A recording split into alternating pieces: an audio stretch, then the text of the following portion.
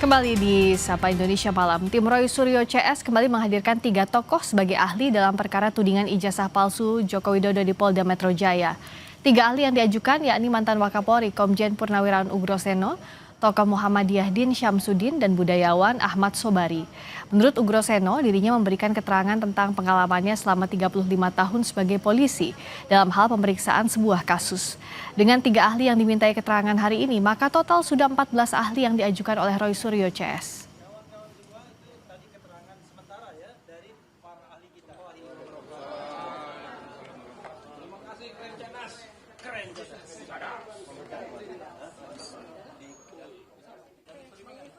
Sapa Indonesia Malam kembali menghadirkan informasi. Pada Rabu sore, penyidik Polda Metro Jaya kembali memeriksa Presiden ke-7 Joko Widodo di Mapolresta Solo terkait laporan tudingan ijazah palsu. Pemeriksaan terkait melengkapi berkas perkara yang sebelumnya dikembalikan kejaksaan.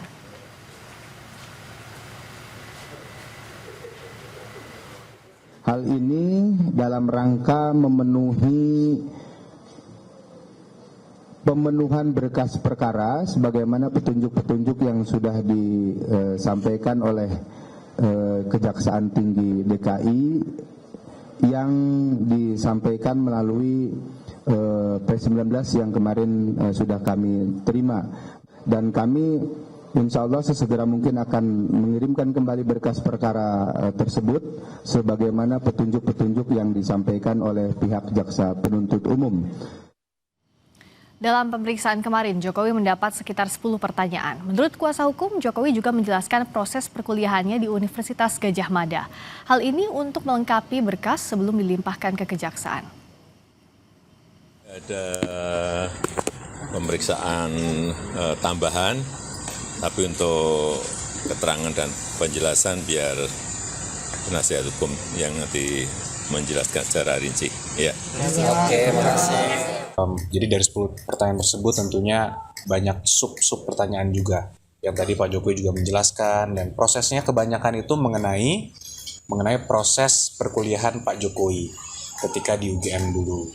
Contohnya mungkin mengenai pada saat pembuatan skripsi dulu seperti apa.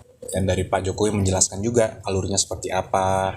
Dan itu nanti akan digunakan oleh para penyidik tentunya untuk nanti dilimpahkan juga ke kejaksaan. Tersangka kasus ijazah Jokowi, Roy Suryo mengomentari pemeriksaan kembali Jokowi usai pengembalian berkas dari kejaksaan sebagai sesuatu yang aneh. Roy berkelakar menyebut polisi seperti radio karena hanya bisa omong saja soal bukti-bukti untuk mentersangkakan dirinya. Lakukan ini adalah suatu koreksi yang benar terhadap kemarin yang katanya sudah dilimpahkan dan memang dibalikkan, dan lucu banget ketika dikembalikan. Sekarang kita tahu sendiri, kemarin juga Jokowi masih diperiksa lagi di Polresta Surakarta dengan 10 pertanyaan. Aneh banget, katanya sudah dilimpahkan kok masih ada pertanyaan lagi, dan polisi juga katanya masih mencari bukti lagi ke Jogja dan ke Solo. Mau gimana caranya bukti lagi? Katanya sudah ada 719 bukti. Ya, 719 bukti. Kemudian sudah ada katanya 120 sekian saksi, ada 22 ahli. Ya, itu memang membutuhkan tidak profesional. Jadi itu mungkin mereka hanya bisa omong tok ya gitu. Kalau menggur ngomong tok ya kayak radio. Nek gur ngomong tok ya itu radio aja bisa gitu ya. Apakah keterangan baru dari Jokowi akan membuat berkas perkara Roy Rismond dan Tifa lengkap dan berujung pada persidangan? Kita bahas bersama kuasa hukum Roy Suryo, Ahmad Kosinudin, dan kuasa hukum Joko Widodo, Rifai Kusuma Negara. Selamat malam, Bapak-bapak. Malam semuanya. Saya ke Bung Rifai dulu ya. Jadi itu gimana hasil pemeriksaan kemarin, apa saja yang ditanyakan kepada Pak Jokowi? Oke, jadi saya sih tidak mendampingi ya kebetulan teman-teman di sana, tapi kami mendapat report bahwa pemeriksaan sudah berlangsung sekitar 3 sampai 4 jam. Ada 10 pertanyaan inti, tapi total isi belasan lah ya. Karena ada pertanyaan pembuka penutup. Ya, betul tadi oleh rekan Yakub disampaikan, intinya mendalami lagi, mendetailkan setiap peristiwa ya. Seperti misalnya skripsi itu bagaimana proses pembuatan judul, lalu kapan diserahkan. Ya. Dulu kan mungkin pertanyaan hanya umum-umum aja, betul skripsi. Nah, sekarang didetailkan satu persatu, termasuk juga sebenarnya yang didalami adalah terkait dengan objek yang kita laporkan, misalnya dilihat langsung kata-kata mana yang membuat Anda misalnya merasa harkat martabatnya Ya. terhina gitu ya, atau mana yang fitnah, mana yang penghinaan, itu satu persatu dibuka dan dibedah satu persatu. Jadi memang lebih sifatnya sih sama, keterangannya nggak jauh, tapi didetailkan saja. Apakah Detail-detailnya. Bung Kozinudin melihat artinya pemeriksaan sebelumnya terburu-buru, tidak teliti? Ya, dua hal ya yang terkonfirmasi ya. Pertama, Apa ya itu? memang itu terburu-buru. Yang kedua, justru ini adalah bagian dari tindak lanjut pertemuan sejumlah tokoh nasional, termasuk tim kami, Pak Abraham Samad, dengan Presiden Prabowo Subianto di 30 Januari yang lalu. Dan di antara pertemuan tim kami dengan Presiden, di antaranya adalah keluhan tentang soal kriminalisasi termasuk kasus ijazah palsu. Dan memang ada pesan dari arahan Presiden agar penanganan kasus ini harus hati-hati, tidak boleh kemudian dilakukan secara serampangan, katakanlah demikian. Dan memang setelah itu di tanggal 2 Februari 2026, kemudian Humas Polda Metro Jaya, Kombes Pol Budi Hermawan, mengkonfirmasi berkas telah dikembalikan oleh jaksa. Dan menariknya memang ada 3 petunjuk penting dari jaksa. Ya. Yang pertama melakukan pendalaman terhadap keterangan saksi, yang kedua melakukan pendalaman terhadap keterangan ahli, dan yang ketiga melakukan pendalaman terhadap keterangan bukti-bukti. Dan ke dalam konteks ketiga itulah kami kemarin sudah mendatangi Polda Metro Jaya untuk memastikan bukti laboratorium forensik itu harus ditempuh proses yang independen, karena setidaknya bukti yang independen itulah akan mengkonfirmasi bahwa memang sudah ada pembuktian yang paripurna, sehingga tidak versi dari penyidik saja, sehingga klien kami diberi ruang untuk membela diri bahwa penelitiannya itu memang ilmiah, dibuktikan dengan tim independen juga bisa melakukan penelitian dan hasilnya juga bisa dikomparansikan begitu. Nah, adapun terkait pemeriksaan dalam konteks saksi dalam ini saksi pelapor, itu juga tidak lepas dari petunjuk jaksa, di mana salah satunya adalah melakukan pendalaman terhadap keterangan saksi-saksi. Ada 2 saksi tentu yang relevan. Yang pertama saksi pelapor itu sendiri, dan memang apa yang terjadi itu sebenarnya mengkonfirmasi banyak sekali anomali dan kontradiksi dalam pemeriksaan. Misalnya kalau kita bicara tentang status atau riwayat akademik Joko Widodo itu kan dari versi UGM saja berbeda. Misalnya Prof. Ova Emilia dalam 2 keterangan resmi itu menyebut 2 tanggal kelulusan yang berbeda. Yang pertama disebut 5 November 85, yang kedua 23 Oktober 85. Tentu hal-hal yang demikian kan perlu didetailkan, dikonfrontasi kepada pihak yang lulus. Ini yang benar mana? Misalnya juga soal KKN, versi Bareskrim dengan versi pelapor saudara Joko Widodo kan berbeda, ada 85 dan kemudian 83, yang benar yang mana. Nah, termasuk soal-soal berkaitan dengan misalkan skripsi. Skripsi itu ada banyak anomali dan kontradiksi. Anomalinya misalnya tidak ditandatangani, apakah itu lazim, apakah itu sebuah penyimpangan, saudara sendiri dulu menerimanya, apakah ada tanda tangan atau tidak. Tentu ini kan perlu diklarifikasi, agar apa? Agar menjadi jelas dalam proses penyidikan ini apakah benar saudara Joko Widodo itu telah menempuh studi yang benar di UGM, memiliki ijazah yang benar di UGM, sehingga katakan ketika ada penelitian yang menyimpulkan ijazah saudara Joko Widodo itu palsu, dianggap telah merendahkan dirinya serendah-rendahnya atau menjatuhkan kehormatannya sehina-hinanya. Nah, itu yang saya pikir perlu didalami. Ke Bung Rifai, apa tanggapannya soal tadi keraguan-keraguan dan ada bukti-bukti yang tidak dianggap sinkron gitu? Ya, kembali lagi, ini kan sebenarnya kan proses petunjuk dari jaksa ini sesuatu yang sebenarnya alamiah lah ya. Karena bagaimanapun ini kan sekarang polisi ingin menyerahkan seluruh berkas dan tanggung jawab kepada jaksa. Sebelum jaksa mengambil alih, tentunya ya jaksa juga akan melihat dulu apa nih yang akan kami ambil alih kan begitu kan. Dan dia juga melihat dari berbagai angle, termasuk juga melakukan check and balance. Itulah tujuannya kenapa ada proses pratut seperti pra penuntutan ya. Dan di sini rupanya jaksa akan melihat ini perlu dilengkapi lagi. Karena apa? Nanti setelah ini kan jaksa selanjutnya akan membawa ini ke persidangan. Ya. Beliau yang akan bertarung di persidangan. Tentunya misalnya beliau minta ini dilengkapi, ditambahkan pun itu sesuatu yang wajar untuk istilahnya lebih kurang melengkapi seluruh peralatan yang dia perlukan untuk nanti bertarung di persidangan. Jadi memang ini alamiah dan perlu disupport ya, apapun yang diminta oleh jaksa sepanjang memang logis berdasar hukum kita support ya. Dan kalau saya lihat khususnya untuk yang Pak Jokowi, menurut saya juga pertanyaan-pertanyaan sangat wajar ya. Dan ini sebenarnya kan nantinya membuat jaksa sendiri menjadi confirm untuk bisa nanti menjalani persidangan. Dan dia harus bertanggung jawab sampai kasasi kan. Panjang proses ini. Makanya kami mensupport apapun yang diminta jaksa untuk bisa lebih didalami ya. Termasuk juga ada beberapa mungkin tambahan selain soal pendalaman. Terkait dokumen-dokumen juga ada beberapa yang ingin dia konfirmasi lagi. Termasuk mungkin juga ada beberapa data yang agak berbeda tadi ya. Itu juga memang harus diluruskan. Cuma kan kembali lagi, ini kan peristiwa 41 tahun yang lalu. Jadi wajar aja orang mungkin salah membaca atau slip tongue. Tapi kan kembali lagi ya dicari yang benarnya seperti apa sih sebenarnya gitu ya. Agar nanti dakwaannya lebih rigid, lebih jelas. Kalau sekarang kan harusnya masing-masing pihak ini bersiap-siap untuk adu bukti, di mana lagi kalau bukan di persidangan begitu. Kalau dari pihak Anda apa sih sebenarnya yang ingin ditunjukkan yang belum sempat ditunjukkan sampai ke gelar perkara khusus dan proses yang sudah dilalui?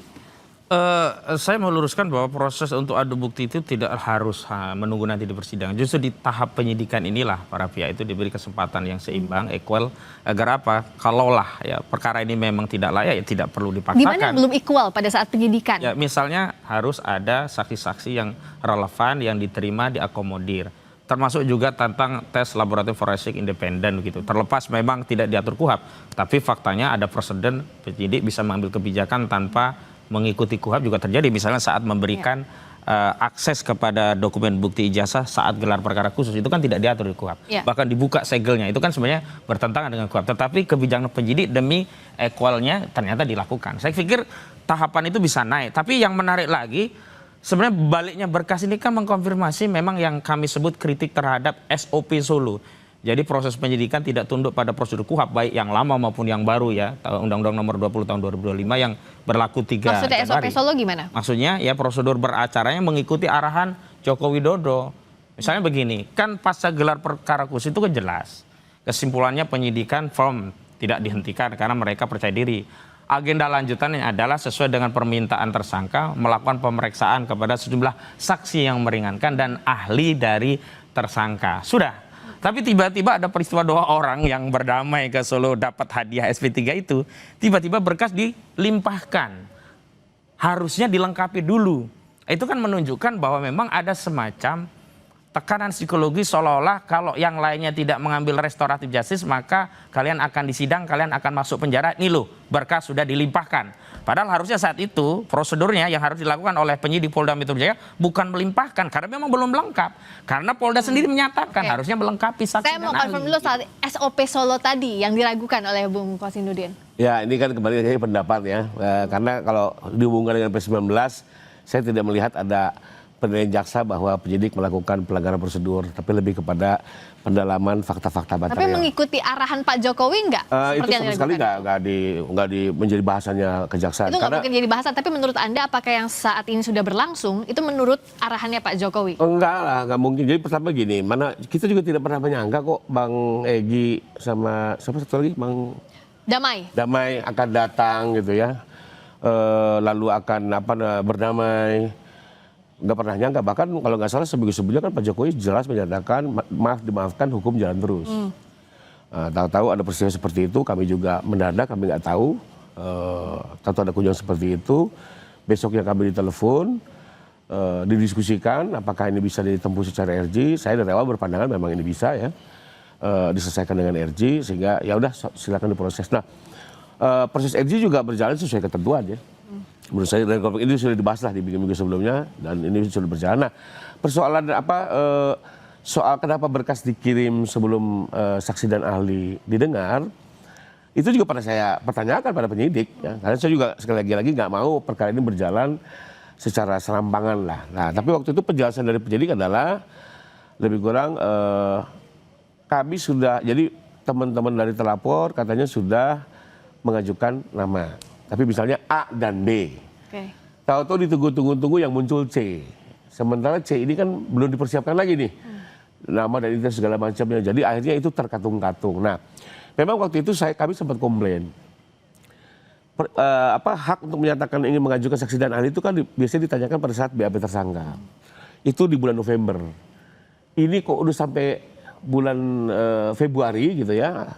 Sudah mau waktu itu 2 bulan masih. Akhir 2 bulan. Belum ada perkembangan, lalu mau sampai nunggu kapan gitu kan? Ini oke hak, tapi kan mau nunggu sampai kapan? Ini sudah 2 bulan tidak ada pergerakan dari pemeriksaan tersangka sampai saksi ahli charge. Nah waktu itu penjelasan seperti itu. ya ada nama tapi nggak muncul, ya udah komunikasi dong. Karena itu juga bisa nunggu. Di satu sisi di Undang-Undang Lembaga Perlindungan Saksi Korban pun punya hak untuk meminta laporannya segera disidangkan. Jadi perhatikan juga, jangan hanya hak tersangka diperhatikan, hak korban juga diperhatikan. Tapi kami tetap minta mereka seimbang.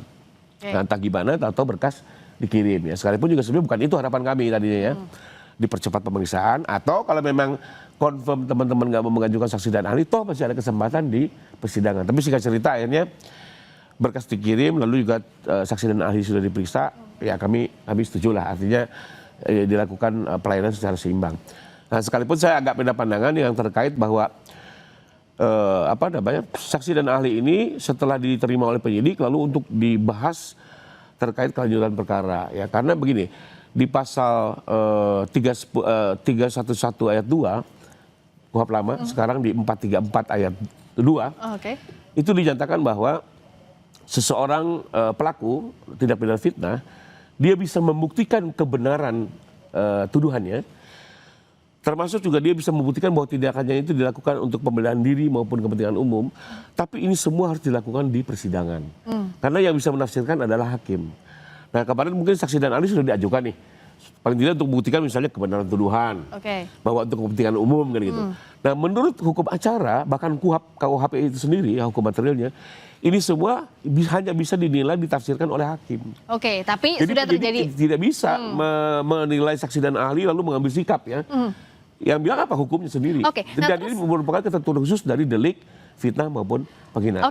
Nah sekarang apa sih yang disiapkan oleh masing-masing kubu, baik itu Bung Roy CS maupun kubunya Pak Jokowi dalam proses selanjutnya itu apa? Sambil menunggu lengkap atau tidaknya nanti berkas yang akan diserahkan ke kejaksaan. Kita akan bahas usai jeda, tetap di Sapa Indonesia Malam. Kembali di Sapa Indonesia Malam masih membahas episode kesekian kasus ijazah Jokowi yang masih belum selesai sampai sekarang. Masih bersama Bung Kosinudin juga Bung Rifai. Jadi sekarang ini kan kita nunggu lagi nih, apakah berkasnya P21 atau P19 lagi harus dilengkapi lagi. Tapi apa sih sebenarnya next-nya yang disiapkan oleh timnya Bung Roy Suryo CS deh? Kemarin kan kritiknya adalah kayak radio gitu, hanya sepihak saja. Kalau sekarang apa sih yang di? Iya, kalau dalam konteks menilai bukti memang kewenangan hakim, tapi menghadirkan bukti dalam proses penyidikan itu sangat krusial bagi kami. Setidaknya apa yang dinilai hakim nanti tidak ansih bukti yang disediakan oleh jaksa atau yang sampai sekarang masih belum cukup menurut Anda? Kalau kita uji dari sisi kesetimbangan kan ada 22 ahli dari kubu penyidik, ada misalkan 130 saksi, ada 719 bukti, itu kan baru dari versi mereka begitu.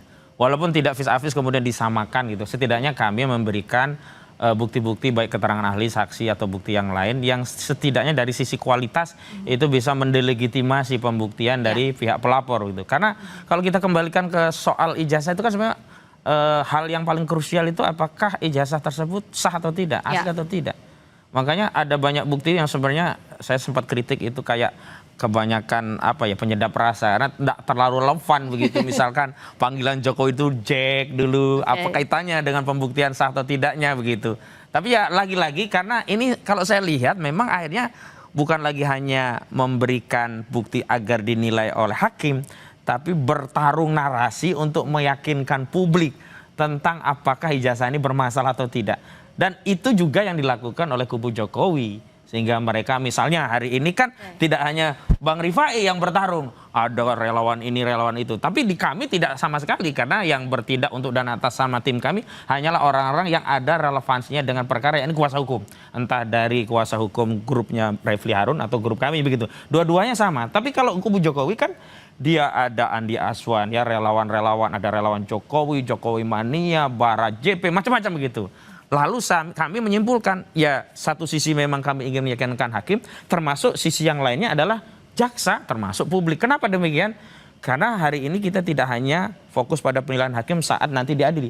Karena dalam konteks perkara bolak-balik ini, jaksa juga punya kewenangan menilai. Kalau jaksa menyatakan ini tidak layak untuk dituntut, dia bisa terbitkan SKPP, surat keputusan untuk penghentian penuntutan, sebagaimana SP3 kalau itu di kepolisian. Bahkan kalau perkara ini misalnya tidak layak karena memang ini tarikannya begitu luas, Jaksa Agung bisa turun gunung, terbitkan deponering, penyampingan kasus demi kepentingan umum misalnya begitu. Nah di titik itu kami pikir bahwa bukan soal bahwa ini dihentikan, ya, tapi kami ingin membuktikan bahwa orang yang melakukan penelitian tidak layak, kendati katakanlah kalaupun itu penelitiannya keliru. Tapi hari ini kan belum bisa dibuktikan bahwa penelitian itu keliru karena belum pernah ada pembuktian di persidangan. Dan ini yang kami siapkan, seluruh materi yang ada. Tapi yang paling penting ya saya ingin tegaskan lagi kenapa kami selalu mengatakan ini SOP Solo dan sebagainya. Itu kan kronologisnya kelihatan banget. 8 Januari pergi ke Solo. Kemudian 13 ada permohonan Reto Jatis. Saat yang sama kemudian berkas yang di klaster kedua dilimpahkan. Walaupun belum lengkap sebenarnya. Kemudian 15 keluar SP3, 15 Januari keluar SP3. Kemudian kami ya yang di klaster pertama Kurnia, Rustam dan juga Rizal Ferdila kemudian diperiksa lagi. Setelah apa? Begitu masifnya kubu-kubu Jokowi itu menawarkan promo restoratif justice. Saya bahasakan begitu. Kenapa? Umumnya kan yang harusnya minta restoratif justice itu kan tersangka karena merasa bersalah agar kasus ini nggak lanjut, lebih baik yuk dihentikan. Tapi kenapa ini malah dari relawan-relawan Jokowi yang begitu ya promo. Nah, kami menilai bahwa ada soal kalau ini di bawah persidangan. Baik secara substansi maupun secara legitimasi Jokowi. Secara substansi tentu Joko Widodo sendiri kan tak terlalu yakin kalau ini dibawa ke pengadilan bisa meyakinkan publik. Kalau hakim mungkin bisa karena gini ya nalar publik itu kalau perkara ndak adil ya hakim sekarang udah banyak kasus sih gitu.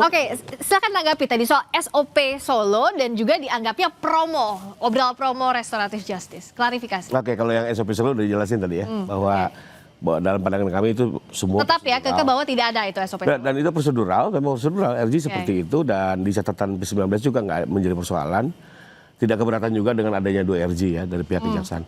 Nah, yang kembali lagi soal promo ya, saya kembali lagi sebenarnya itu kan bukan statement dari kami ya. Kalau penasihat hukum kami nggak pernah menawar-nawarkan tapi apa yang dilakukan oleh relawan ya itu juga di luar kompetensi kami untuk menilai.